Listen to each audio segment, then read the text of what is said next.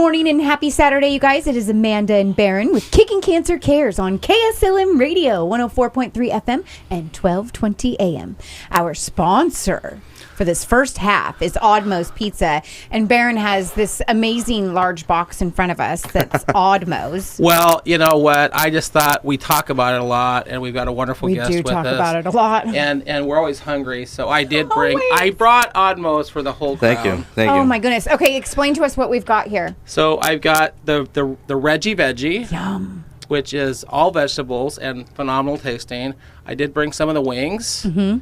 And there are six potato poppers. He's counting because he knows I'll steal them.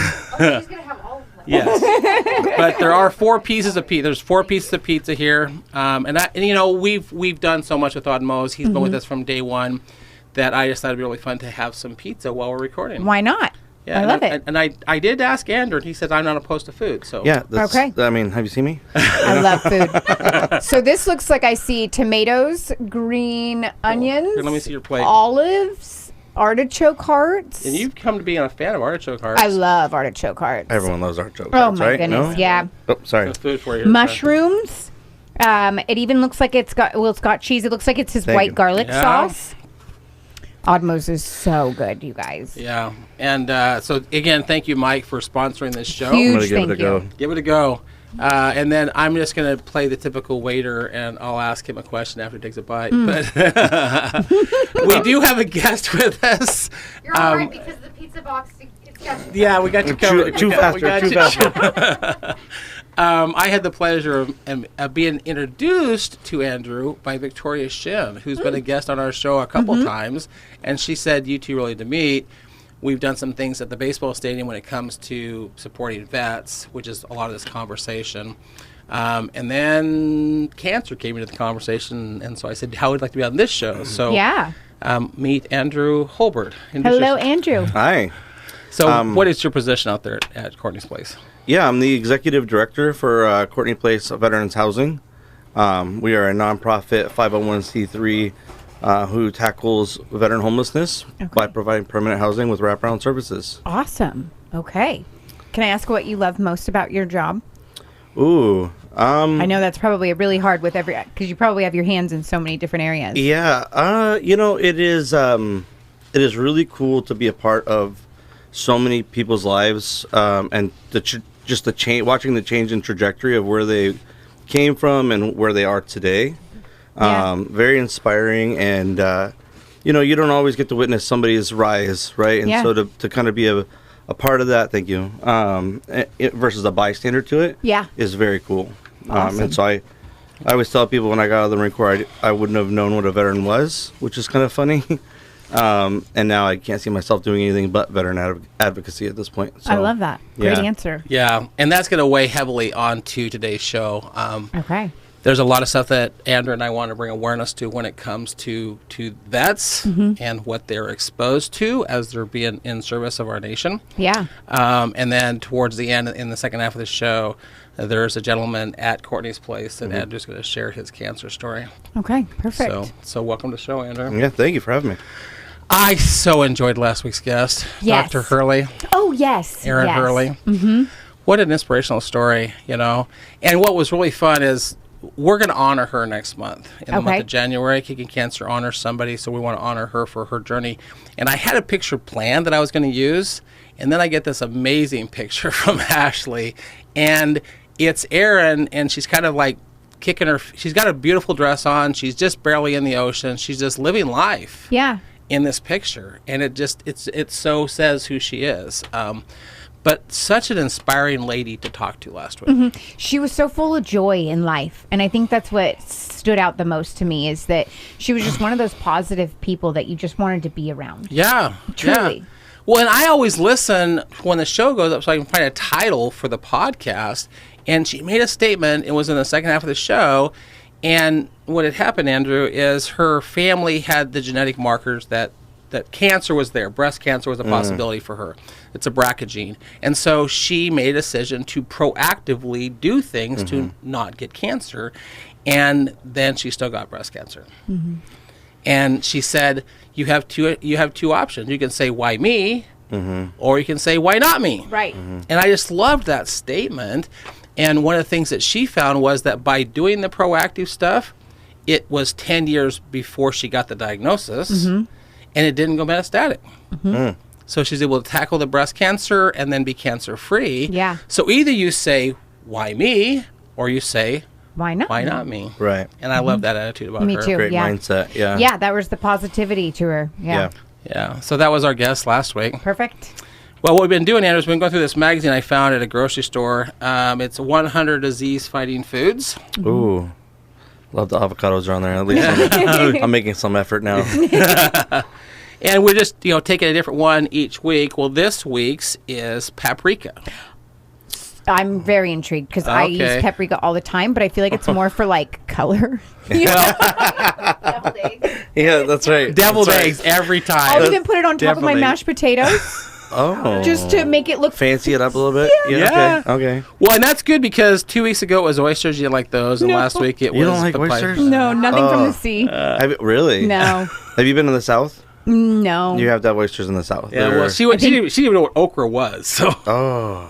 Well, fried See that you feel okra. sorry for me. No, no. It's like, oh, I- you poor soul. I love Louisiana. I love going to New Orleans. It was like a thing I did for a long time, year after year. And when you go to the South, you have to have, I mean, okra. Southern fried food is like, oysters It's a and thing. oysters in a half shell. oh Okay. yeah, oysters anyway. They make them so many different ways.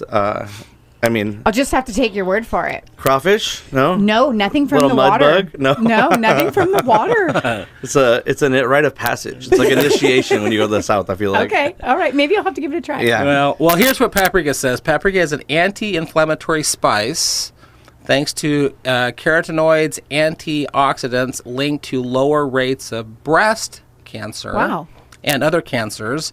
Its antioxidants have been shown to raise your HDL, which is the good cholesterol, and reduce your LDL, which is the bad cholesterol. So by using paprika on your deviled eggs, you're actually helping your cholesterol.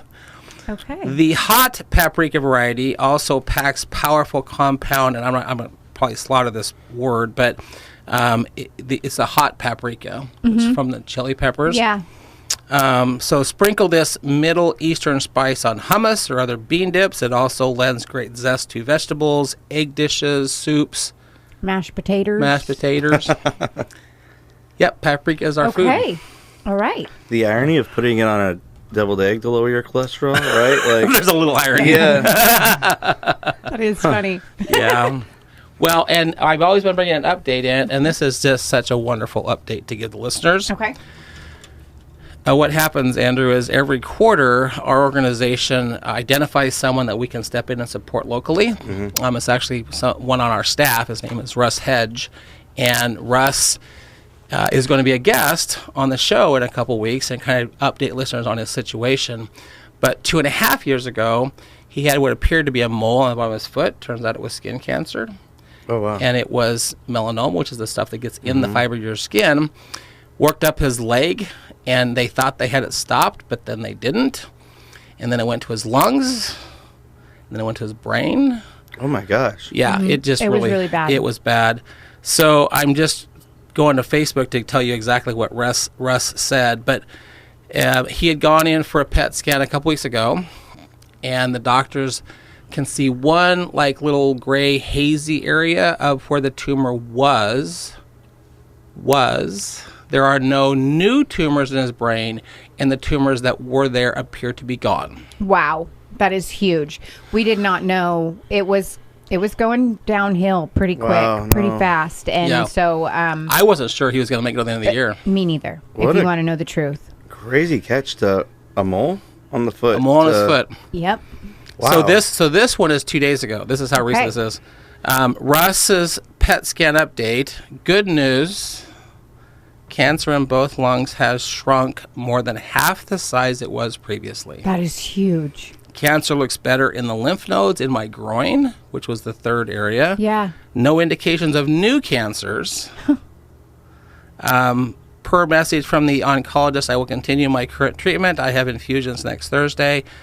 Russ is going to come in and give us an update on what's going on, but it appears that God is healing him from the inside. I love it. That's amazing. Yeah. That's a miracle. It's a great Powerful, update. yeah. Very powerful. So on the 24th of January, roughly a month from now, at the Rec in Kaiser, there's a band in town called Infamous Soul, Oh, I've heard of them. Yeah. and they do a lot of Christian rock music, but they also do some contemporary stuff. And so they are donating their time, and the Rec is donating the facility, and Oh, we wow. are going to have a Russ Rocks rock concert. Yeah. Yes, that's awesome. And we're getting new shirts made up, so you can buy new shirts. $10 every single shirt goes to Russ's expenses. Okay. But yeah, January the 24th is the Russ Rocks rock concert in Kaiser. Okay. Do you At know the what Rec. time? At the Rec. At the Rec. That's a lot of R's. Yeah.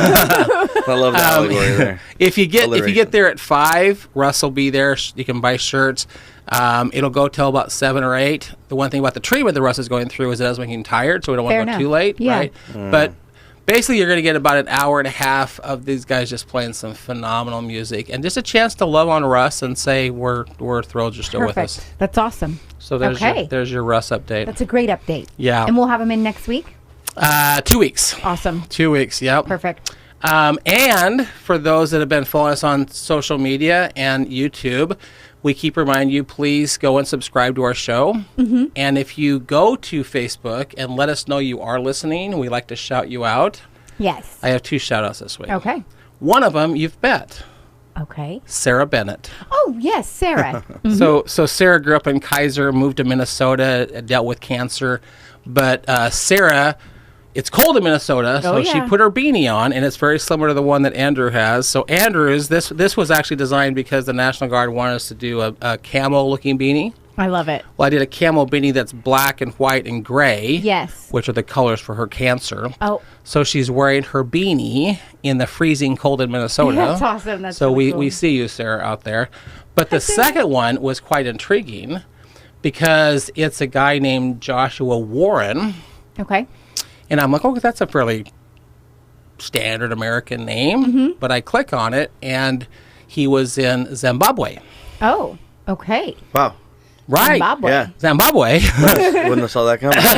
I like how you say it. So I just said, thanks for following us from Zimbabwe. So then he gets on and says, well, I'm now in South England, and you and I met through Marissa, our second Go team. Remember Marissa yes. from Sherwood? Yes. So he said, our dear friend Marissa was how you and I connected.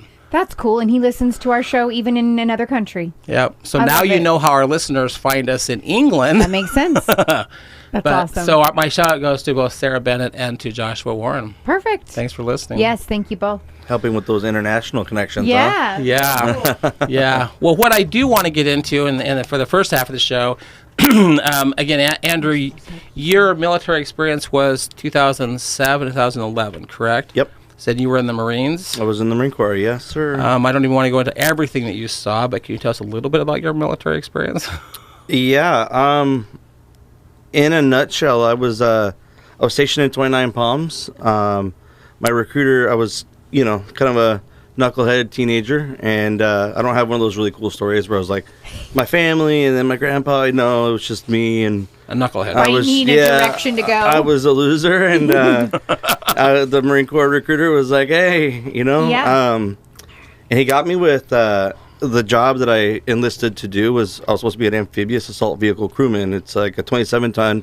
That sounds really tank. cool by itself. Right? No, it sounds really cool. And he's like, and you'll always be stationed near water because it's an amphibious assault vehicle. And I'm like, oh, so I'm gonna get stationed at a beach all the time. That sounds awesome. Well, I got stationed in 29 Palms, California. 29 Palms is in the middle of the desert. Well, you got the sand. It's like, Yeah. where's the water? Yeah, Dried up.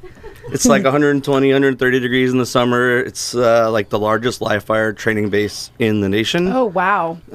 It is where everybody in the Marine Corps goes before they deploy Okay. to combat. We have a lot of training that we do out there. And the whole thing when you go in the military is they teach you never volunteer. Never volunteer, right? Like just try to let them force pick people, right? Voluntold. And so I go through boot camp. I go through infantry school. my job, school, and then I jump in a van and they dropped me off in 29 Palms, and they were like, who remembers this certain kind of training? It was urban warfare training, and I thought, well, I've made it, it's safe now, and I was like, oh, I do, and they're like, good, you're gonna go do this. Oh no! So what happened to the don't volunteer? Yeah, I You're thought like, I thought I was in the clear. Like I made No. it to the end. No, that turns out that's like the whole military experience. Oh, Don't volunteer. All 4 years. Yeah. And so I ended up doing. I deployed at exactly my year mark in the Marine Corps. I was in Iraq, and we were a foot mobile operations team, not doing anything with amphibious assault vehicles. We were on foot doing probably what you're picturing when you think of Marines in other countries. We didn't really do vehicle operations. The vehicles took us where we were going, but most of the time we're on foot. Right. Which made it very unique when I came back because I wasn't really doing amphibious assault vehicle things, and so. Not in the desert. No, well, I mean they do. There are tracked vehicle like a tank, and so they do carry troops, and like there's definitely a role for them. They have heavy guns, but it's definitely not its primary Right, mission. right. And so it was very unique, and I enlisted as a single man, and I left with a wife and 2 kids. So Okay. Okay. the Marine Corps gave me a little bit of everything, I think. I Right. guess So are you so. happy that it took you down the path it did versus Absolutely. what you pictured it? 100%. I try not to give the Marine Corps all the glory, but the Marine Corps definitely saved my life, Right. for sure. By the time I was leaving Las Vegas, it was the conversation I had with my dad was, I'll be in a box or in handcuffs. Like Right. I was going a very bad direction with my life, and college wasn't an option for me. I was a screw up. Yeah. I had done I was very successful at a young age, which kind of was to my own detriment. Right. I You went were out on my own. successful with the bad stuff? No, I was a mechanic. Okay. I was actually an athlete for a very long time, and I got into off-road racing, and I ended up wrecking and destroying my shoulder. So baseball was taken from me, and that was the only pathway I'd ever really saw my life going. Baseball. Yeah, and so that upended my entire life, and that was kind of when the screw-up behavior started. It was like Yeah. I felt directionless, and Yeah. I didn't know lost that as your a kid. purpose. Yeah, Right. You Yeah. don't know that when you're a kid, but like looking back, and a friend of mine taught me how to work with my hands, doing mechanic stuff, which I excelled at. And so by the time I was a senior in high school, I was working at a Ford dealership, and then the day I walked across the stage to get my high school diploma, the next day I started for General Electric. Wow. So I was making a ton of money At a young age. at a very young age, where I was still doing a lot of the bad decision making with alcohol, and I was living on my own, and my family life had fallen apart at that point. And so, and then it all came crashing down, like you would expect it to when you're a young man making too much money, making bad decisions. Right. Yeah. So the military literally saved your life. It absolutely. I mean, it really. That is not an exaggeration. Yeah. I went to college. I've got 2 graduate degrees. Something that, had you told 16-year-old Andrew, like I'm pretty sure he would have laughed in your face. Right. That wasn't an option. It just wasn't. Yeah. Right. Yeah. I have a nephew that you're pretty much explaining. It's Hitting. Explain the hairs on your arms. Yeah. Yes. Yeah. Okay. I'm a very appreciative of my dad has always said that I come from a family of laborers. My dad was a construction worker. My grandpa's a construction worker. That's just kind of like what we did. And so, and then I was a mechanic. So it just kind of like made sense. And I remember being like, I want to be that guy with the suit and tie. Like, how do I get to that point, Yeah. And now I'm running a nonprofit, so it's Without just a suit and tie. Yeah, well, it's funny because I worked for the government for a long time, so I did my suit and tie days, and then Oh, trust me, I don't wear a tie unless I have to. yeah, I go to fundraisers and I gotta fancy up, but I can put a tie on. I just don't like to anymore. Yeah. Too many years of having to. Well, serving the population that we serve, we want to be approachable, and Absolutely. so when we opened, we kind of had this like, oh, we'll wear slacks and dress shoes and a polo, and we just recognized that we were not approachable. That even our own clothing created like a barrier. Yeah. So we went to jeans and just casual shoes, and Yeah. we try to always wear shirts that say Courtney Place on them, just because we want our residents to know that they all know us now, but in the Right. beginning we wanted to make sure. And now they know that we're on the same level. We're not talking down to you. We're Yeah. not serving you. We're walking side by side with you. Absolutely, yeah. I love that. Yeah, we're a hand up, not a handout organization for sure. Well, I do want to bring awareness to something, and I'm going to ask Ashley to step up from behind the camera and stand next to you for a second, because there we do shirts, we do all the different colors of cancer shirts, but there is no cancer represented by red, and so we decided to make our shirt for Kicking Cancer red. Except red means something different for the military, doesn't it? RED. Remember, everyone deployed. I love that. And that's why you ladies are wearing red. Now, my orange will play into the story here in a little bit, but you lovely ladies are red because, remember, everyone deployed. Yeah. Isn't that awesome? I love that a lot. Yeah. I feel like now, right in this current environment we're in, it's definitely becoming a... something we should bring awareness to. Oh, absolutely. Yeah. Well, I want to bring awareness to one other thing, and it's something that conversation Andrew and I are having. we had a guest on quite some time back, Dave Wentz, which, by the way, I talked to Dave. He's still alive. He's still kicking. The guy probably should... so cool. Oh, he probably should have died about 4 times in Vietnam, but he didn't. And he probably should have died about almost 6 years ago from his cancer, but he didn't. And after beating in a horrific battle, he gets it again in his throat, and he tells me, he's like, I'm not going to do that stuff again. I'll just ride this thing out. And I hadn't talked to him for a while, so I'm like, dadgummit, the throat cancer. Nope. You cannot kill Dave Wentz. He's a tough cookie. He is an awesome dude, though.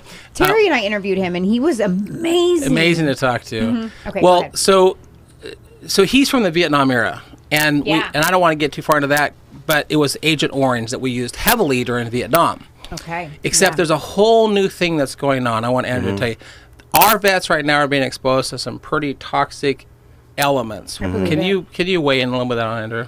Yeah, so I don't know if you want me to connect the dots between Agent Orange and just talk a little bit about. Well, we've got about 3 minutes. Connect us a little bit, and we'll get into the second half of the show. But let's save the connection for later. Sure. What's happening right now? What's going on right now? So when when you go to the Middle East, both Iraq or Afghanistan, there's not like we have trash services, and so what we end up doing is we dig a pit, a hole, and you throw all your waste into it, and you cover it with fuel, which for us is like Humvees don't operate off of like unleaded, right? Right.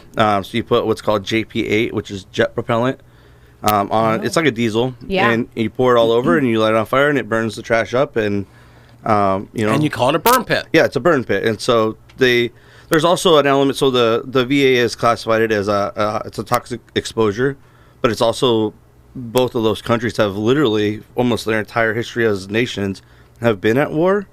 And so the sand itself is actually cancerous because of if you go back in the Bible, Iraq and Iran, those two nations had different names in the Bible, but they've never been good friends. Right. So like you said, the sand has toxins in it. Wow. Except the thing that I want to bring awareness to is you dig this pit because there's no garbage service. Right. There's also no sewer service. Yeah, so human waste goes in there as well. So everything, trash-wise, including human feces, goes into this pit, and then you burn it with jet fuel. Except what are the young men doing with that? Probably to stay warm, they surround it. Well, so I mean, like, not to just really lock in a bunch of cliches about young men, but anytime there's a large fire and young boys, they're gonna poke at it, and it's a fire, they're boys. Yeah, the Neanderthal in you really comes out, and you're like, I bet I could throw this in there, and that'll burn too. And so you don't know. I mean, you should know better, but I have pictures of us goofing off because a lot of times that's kind of a activity. What else do you do? It's a crap detail. Like, I don't, no pun intended, but it's like it's a crap detail. Like, you don't want to do it. Nobody wants to do it. So the youngest guys, rank wise, have to do it. Yeah. So you go do it, and you want to go goof off for as long as possible until you get caught, and then you get another job that you don't want to do. But the irony of that is the longer you stand by it, the more you're being exposed to fumes that are, we're burning plastic and other things. And so, and then, of course, you can't stop sandstorms and things like that. Those are just naturally occurring. I mean, there were places that we went that we called, the sand would literally be what we called moon dust, where it's like the the sand is so mushed up that it's like powder. Whoa, yeah. So that's why they call it moon dust, because you'll step in it and it's just kind of like crazy. Yeah. Isn't that crazy? That is crazy. So I don't imagine breathing that in was a good idea. No. I mean, not to mention, I told you a story about standing behind tanks that are, There's so much that our young men are doing, and in some cases just to stay warm, and or just goofing out because they're young men. But in the next half of the show, I want to connect the dot that he referenced, okay, with Agent Orange and these burn pits and how that is actually hindering our vets when in that second half of the show. Perfect. Then let's take a quick break so that we can finish our pizza from Oddmo's Pizza. Yes. What I love about this is it's all vegetables. It's all good ingredients for you. And it's really, really good. Yes, and you can get gluten-free cauliflower crust as well. It's just amazing. So thank you, Oddmo's, for the amazing lunch today. All right, we'll be right back. Stay tuned.